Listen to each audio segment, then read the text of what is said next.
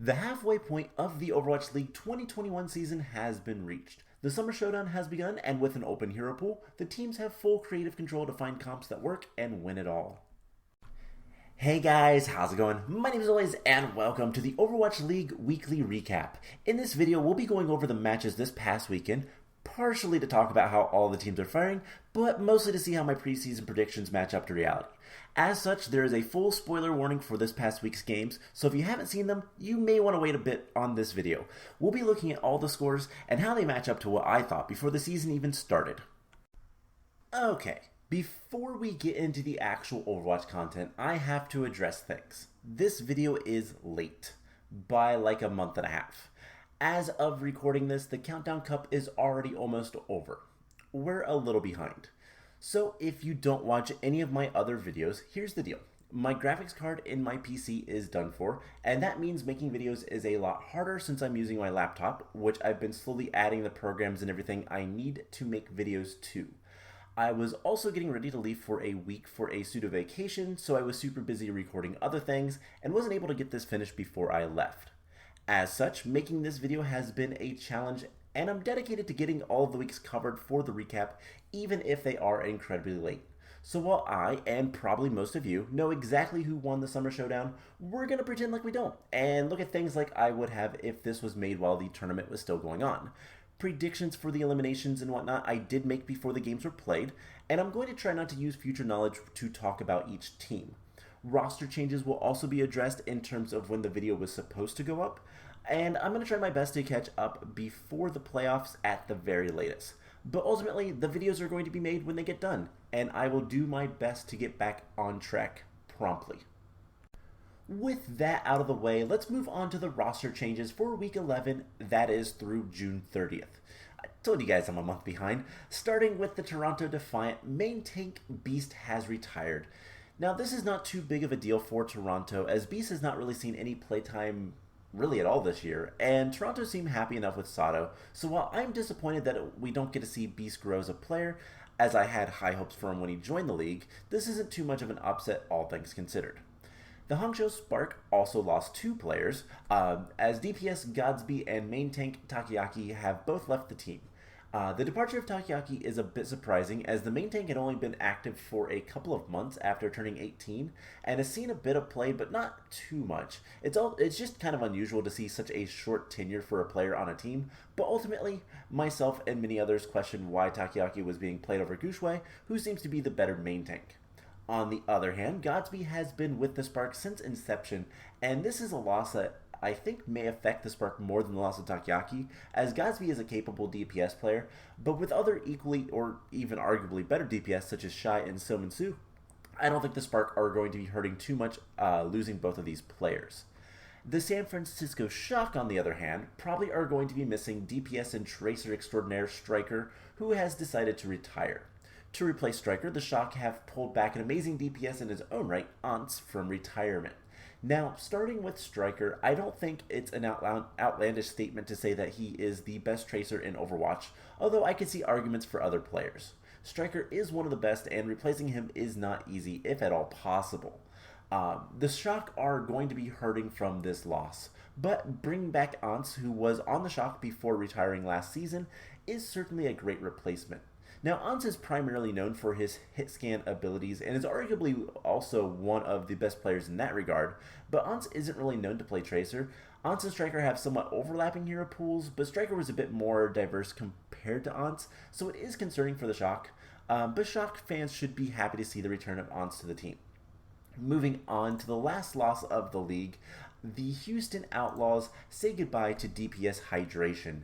Hydration has not seen all that much playtime this season, but personally I'm sad to see him leave the league. I like to get league skins based on players for the most part, and I have a Doomfist skin specifically because of Hydration and his time on LA Gladiators. Ultimately, I don't believe the Outlaws are going to suffer too much from this loss, as the Outlaws have really been playing mostly Dante and Happy, and they have so many DPS players, and despite Hydration's decently large but mostly projectile hero pool, the Outlaws still have both Dante and KSF, and Jake too to cover anything left from Hydration. I'm sad to see Hydration go, but ultimately another loss that is not going to make too much of a difference to the team. And finally, the New York Excelsior have added another off-tank, Kalios. Kalios is not a new face to the league, previously playing for Boston Uprising in the inaugural season before going back to Contenders. And it's actually in Contenders, O2 Blast specifically, that Kalios played with New York's current main tank, Yakpung, which is nice to see as tank synergy can be a huge boon for a team. Which I think is the main reason New York has picked up Kalios, as in my opinion, both Kalios and current off-tank Bianca are similar in skill at that role, so not only does this give New York a bit more options to play, having an old teammate is always great, so this is a really good pickup for New York. Alright, that was a lot of roster changes to talk about. Moving on to the scores this week, I did decent, at least in the East Division. Starting with the correct predictions, 4 games is not too bad, with the only correct prediction in the West being the Vancouver-Boston game, but I also got the Day 1 games, all 3 of the games in the East correct, including a very close Guangzhou-New York game. Moving on to the scores I got incorrect, but still got the right team winning, there were 2 games like this in the West, with the first one being a game I think everybody predicted wrong as London took Shock to Game 5, but I think most everybody knew that the Shock would win. And in the preseason, I gave the Titans a little bit more credit than they've shown, at least against the Defiant, as preseason me thought Vancouver would manage a map off of Toronto, but instead they got swept. As for the East again, good week for me here, as the second day in the East Division went my way for the victors if I got every single score wrong. In this case, I thought the Spark, Dynasty, and the Hunter Charge games were going to be a lot closer than they were, while giving the Valiant way too much credit against New York. And finally, the rest of the games were upsets, which I incorrectly predicted the victors for the remaining 5 West games. This week was odd, with a lot of the games going the distance to Map 5. Starting with London-Paris, I thought that Paris was going to be a lot worse than they've shown to be in this season, and what I thought was going to be a close game between some of the bottom teams was not so much of a sweat for Paris. Then the Gladiators were able to edge out the Shock in a really close game that I had thought was going to be more in favor of the Shock. The Florida Mayhem put up a good fight against the Toronto Defiant, but ultimately losing to the Toronto before proceeding to be swept by Boston in a game I thought would go the other way in the score. And finally, the Gladiators were not able to hold off the Paris Eternal and lost in Map 5 in a match that I had thought would be a lot more one-sided. All in all, an okay week with some weird and surprising games, especially in the West. Alright, let's begin with the East Division. This was quite the even week in terms of records, with only 2 of the 6 teams not going 1-1. This week, let's start with the good. On top for week 1 of the Summer Showdown was the Seoul Dynasty with a 2-0 record. Seoul is actually looking pretty good in this tournament so far, being willing to play a variety of comps and still looking strong, but Seoul definitely wants to play more of the Rhine comps and even some Orisa comps. Against the Spark, Seoul did try to play this weird split spawn camp with an Orisa Rhine comp, and it looked terrible. But on one hand, it's nice to see Seoul being creative, something that they haven't been too great at this season, really trying to force comps that don't work and not looking like they want to adapt. This week, 2U looked great, and the DPS duo of Fitz and Prophet is scary, especially when Prophet gets to play his signature Tracer. All in all, Seoul looked pretty good after this week. Next up, we have 4 teams that went 1-1 in the week, and for those, we'll start with the Hangzhou Spark. Now, the Spark had an easy game starting off against the Valiant going 3-0, but then were 3-0'd themselves by Seoul, so it's hard to get an accurate read of this team in the current meta. Spark definitely want to play more ball comps, especially the ball Sigma for a bit of that dive style, which is comfortable style for the main tank Gushui, except when Seoul started shutting him down, leading to problems for the Spark. The tank line is really a strong point for the Spark, with Bernard doing so much work this week, and MCD on the support is a scary player to face. But the DPS were relatively quiet, and IDK had some indecisiveness that tends to cause the Spark trouble. Still, this is a decent team, but not looking like one of the best in the East. Continuing on with the 1-1 teams, we have the Chengdu Hunters. Chengdu looks a bit indecisive on what comps are strong at this point, playing a little bit of everything against Seoul before settling on the ball dive against the Charge, but main tank Gaga is definitely one you want to see playing a wide variety of main tanks as he continues to look great. I was really impressed with Faraway on the Xin this week, giving the Charge a ton of problems. Leave continues to impress on the DPS, and both Jimmy and Jinmu had good showings this week, including the newcomer Taro Cookie, who we saw for the first time from the Chengdu Hunters, looked pretty good. But Chengdu has a bad habit of poor decision making, from the bad ult usage to the occasional C9s. Chengdu is exactly how they always have been, inconsistent and unpredictable. The Guangzhou Charge have been struggling team in the East, but were able to get a win this week to go 1-1. That win was a surprisingly close game with the New York XL, who have looked a lot better as of late. The Charge want to play a lot of Rhine comps with some dive as well, especially against Chengdu, their loss of the week. Choi Swan looks fantastic as usual on DPS, and Kriv looks as great on support when he's not getting heavily pressured and picked constantly. But this is not a team that looks good in general, as Rio is a bit more inconsistent on the main tank that I'd like to see, and I hate seeing Eileen play the Sombra. Eileen is a really good hit scan, and typically looks great on McCree, but on Sombra, Eileen gets next to no value for the EMPs, either not coordinating with the team well enough or what. It's pretty much every EMP from Eileen this week was followed by an instant translocate to completely negate the effect of the ult that would have had. That on top of being slow to build the ult and use it, and I think Eileen had maybe one good EMP all weekend, just means a relatively useless hero pick. I know that I'm kind of being a little harsh, but in this case, Charge really needs someone else to play Sombra or build a comp with Eileen on a more suited hero like McCree. If that doesn't happen, I don't have high hopes for this team. And finally, the New York Excelsior were the last of the East Division to go 1-1 this week. The NYXL really like going with more dive-oriented comps, especially with the ball, and it does decent. Yakpeng looks okay with Hammond, but could use a little bit more work as he does get picked a bit too often. Guangbun on the Ashe also looks a little inconsistent, but good when he gets going.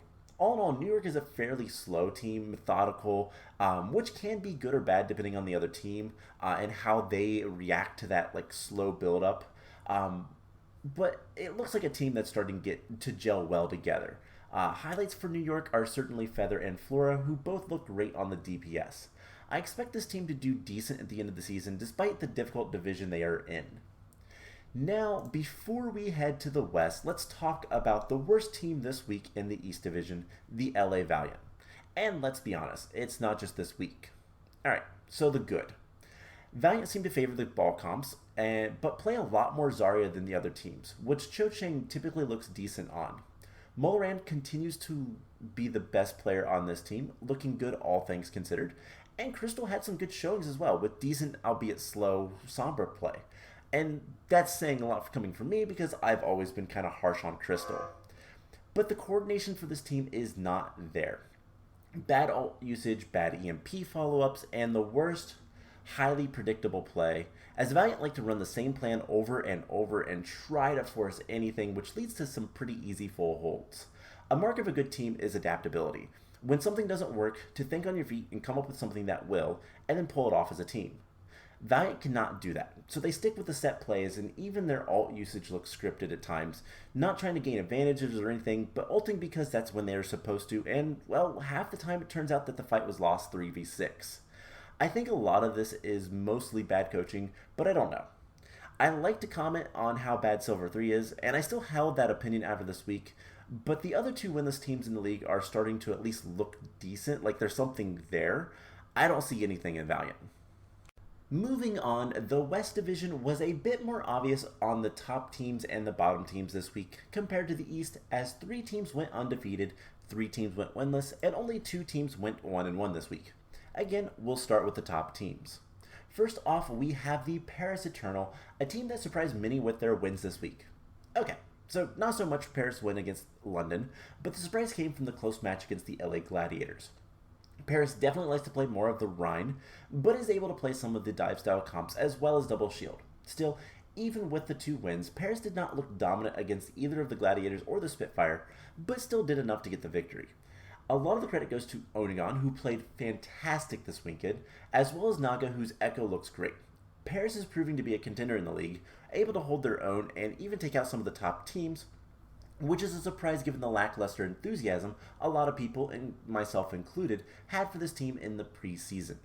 Next up, we have the Toronto Defiant, another team that is surprising to go undefeated this week, though to be fair they had an easier schedule than some, defeating both Florida and Vancouver, although a much closer match with Florida. Toronto is also playing a variety of comps, but clearly prefers the dive style to the Ryan Rush, although sometimes switching based on the map, which I think is good for Toronto as historically main tank Sato is a better Winston than Ryan. Aspire is again doing so much for this team, and the tank line of Sato and Michelle is looking good, especially a really neat play from Michelle to take the Doomfist punch from Florida to prevent a Ryan Shatter combo. But ultimately, I think one of the strongest points for the Defiant is their ult usage, as this team always seems to have another ult to use, and they get value out of them usually. This is another team that struggles to be dominant against the better teams, though that's debatable and something we'll get into when we talk about Florida. Toronto is clearly a team to look out for. And finally, of the 2-0 teams, the Boston Uprising, a team that has certainly struggled this season, but made a stand defeating both Florida Mayhem and Vancouver Titans in dominant fashion, only losing one map, and that was to the Titans. Boston is a team that showed they really want to play the Ryan Rush style comp, and it seems to work for them. The tanks Stan 1 and Punk did a lot this weekend, especially Punk, who is one of the more underrated off tanks in the league. But Stan 1 also had some amazing plays, including an unassisted 6-man shatter. Mungbong continues to impress on the Ana, and pretty much any support he plays. But I will criticize Valentine's May play, especially his blizzards, which are typically poorly used and wasted. In fact, Valentine usually has some pretty bad ult usage regardless of the heroes he's playing, as we saw some pretty unadvisable Death Blossoms from Valentine against Florida. Like Paris and Toronto, while Boston did go 2-0 this weekend, Boston does look shaky at times and clearly has some struggles, but are capable of doing well. Moving on to the 1-1 teams, we'll start with the LA Gladiators, a team that many thought would be a top team, but is struggling to reach the top. The Gladiators went the distance in both of their games, and while they were able to edge out the Shock, they couldn't hold back the Eternal and got reverse swept. The Gladiators are a team that like to play a lot of dive, but would sometimes switch to the more of the Rhine style comps. I've said this in the past and I still stand by it. Space is the best Western off-tank, and one of the best in general at the role. Space got so much work done and got so much value out of the Diva Bombs this weekend. Kevster on the DPS is also fantastic, and both Birdring and Mirror had their moments, but were a little more inconsistent. Apart from some bad nanos from Shu, including one that hit a dead target and another one that went onto a brig, the Gladiators didn't look bad, just not in control. Which is not a bad thing considering both Paris and Shock are a good team, but I expected the Gladiator to be one of the top teams, and they need a little bit more if that's where they want to be. The other 1-1 team, the San Francisco Shock, who look a lot more mortal than last year's season and certainly shows here.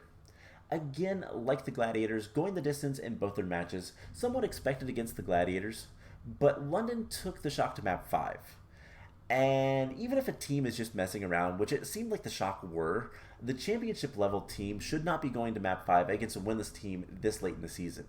Granted, the Shock have had some roster issues. As I mentioned at the beginning of this video, the loss of Striker and his world-class Tracer play is evident. DPS Ans has returned to the team, but the break has not been the best for him, as Ansel looks a lot weaker than he did before, but that's expected and understandable, as Overwatch in general is a much different game than most FPSs, so I hope Ans can kind of get back in the swing of things soon. That being said, the Shock want to play a variety of comps, both the Rhine style and the dive style, which depends mostly on who is in for main tank, super or smurf. Glister does well enough on the Tracer, and in general looks decent. Nero continues to look good, and it's the support line that I'm a little concerned about with the Shock. FD God gets picked quite often, mostly due to his aggressive style of Lucio play. Twilight on the Ana is generally pretty good, but likes to go for some weird set plays and flanks that usually end up costing him his life. And Violet. He's a wonderful bat player, super aggressive, but he has no idea how to use an amp matrix except for himself, putting the ult in odd positions when he tries to use it for the team. Shock still look like one of the top teams, but they certainly do not look like this unreachable team that they did in the previous years. Now for the worst of the week. 3 teams went winless this week, and we'll start with the most disappointing, the Florida Mayhem. Now, I say most disappointing not because the Mayhem had awful gameplay this week or anything, but because the high expectations of this team and the lack of show of skill that they have. It's one thing for Florida to lose to Toronto 3-2, as it was a close game and Toronto is a good team, but losing 3-0 to Boston is a different story, as Boston is not the team you would expect Florida to not be able to handle. Florida is a team that really likes the dive, playing almost exclusively the Winston Diva comp. So let's start with the good. Yaki is a fantastic DPS, regardless of how the rest of the Mayhem are doing. Seriously, I would not be surprised to see Yaki get the Rookie of the Year, as he's always doing work and clutching team fights for Florida. BQB on the Sombra does decent, and Gangnam Jin on the Zen looks great. We also saw Checkmate come in and play, and he looked pretty good on the Echo. So what went wrong? Well, aggression. Florida has only one style, and that is aggression. I've talked about this before, but too much aggression makes the team one-note and predictable. It also puts a lot of your team in bad positions, which again is easily punishable. And that's what happened. Supports being too far forward, way too many C9s chasing the other team, and losing because of it. I get it. OG is a very aggressive tank, and I like that to an extent. But OG and Florida need to learn to tone it back a bit if they want to start winning. It's hard to do much with a dead main tank, and that's what the overly aggressive style gets you against decent teams. There is definitely a lot of skill here, but something has to change for Florida. Moving on to the teams that are a little bit more expected to be winless in a week, let's start with the London Spitfire. London has not had a great season this year, to say that kindly, but there is good to talk about. First of all, London likes to play mostly the Ryan or Orisa comps, which is a bit different than most in the league. London saw the debut of DPS Sparker, who before this weekend had recently turned 18, and he looks really good in general, especially on the McCree, but on the Hanzo as well, with the exception of a couple bad ults. Molfig continues to impress on the off-tank, and especially the Diva, and the other DPSs Blase and Shax do well. Hadi is still a bit of a weakness, I've noticed for this team, with a lot of over-aggressive feeding, but the coordination for the squad is there, as I don't think I saw a single amp matrix not comboed with a fire strike this entire weekend from Hadi and the support Ripa. London just can't finish fights, and not being able to get that edge over the team means you get held a lot. And London just doesn't have that clutch potential or the overwhelming team wipes to win maps, and so they will continue to be a winless team until that changes. And finally, the Vancouver Titans continue to be a winless team, and that doesn't look like it's going to change anytime soon. I say this knowing full well whether or not that changes, but let's pretend like we don't. The Titans like to play a variety of comps pretty evenly as well. The DPS for the Titans, especially Linkser and Dalton, both look great at times, although while Linkser has a good Mei, he probably has the worst luck or decisions or something when it comes to using Blizzard, because most of his get eaten by the opposing divas.